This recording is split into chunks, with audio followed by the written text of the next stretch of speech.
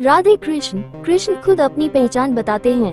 भगवत गीता अध्याय 7 ज्ञान और विज्ञान योग। यहाँ से भगवान को मानना नहीं समझना शुरू होता है। कृष्ण अर्जुन से कहते हैं, मन को मुझ में लगाकर श्रद्धा और योग के साथ मुझे जानो, तब तुम मुझे पूरी तरह समझ पाओगे।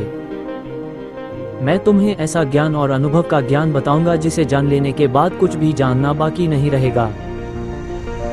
हजारों में कोई एक ही मुझे जानने की कोशिश करता है और उनमें से भी कोई एक ही मुझे तत्व से पहचान पाता है।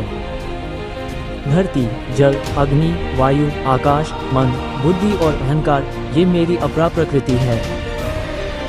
इससे अलग मेरी परा प्रकृति है, जीवात्मा, जिससे पूरा संसार चल रहा है। सभी जीव मेरी ही प्रकृति से उत्पन्न हैं, मैं ही सृष्टि का कारण और लय हूँ। इससे अलग मेरी परा प्रकृति है, जीवात्मा, जिससे पूरा संसार चल रहा है। मैं जल का रस, सूर्य चंद्र का प्रकाश और ओम की ध्वनि हूँ।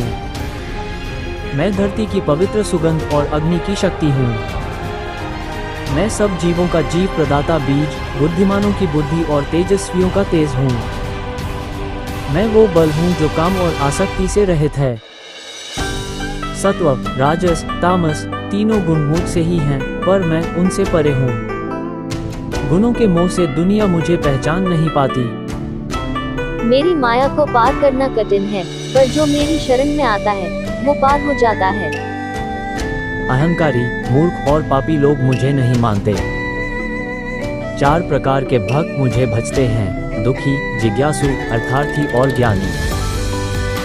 ज्ञानी मुझे सबसे प्रिय है, क्योंकि वो मुझे अपना सब कुछ मानता है।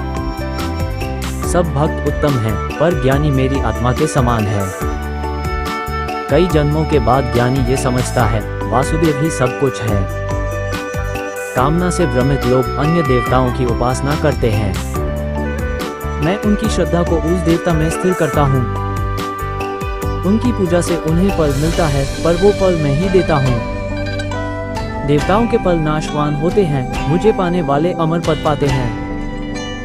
अज्ञानी लोग मुझे भी जन्म लेने वाला और मरने वाला मान लेते हैं, ये भ्रांति है। मैं अपनी योग माया से सबके लिए प्रकट नहीं होता। मैं भविष्य, वर्तमान और भूत जानता हूँ, पर मुझे कोई पूरी तरह नहीं जानता। इच्छा और द्वेष से जीव मोह में पड़ जाता है।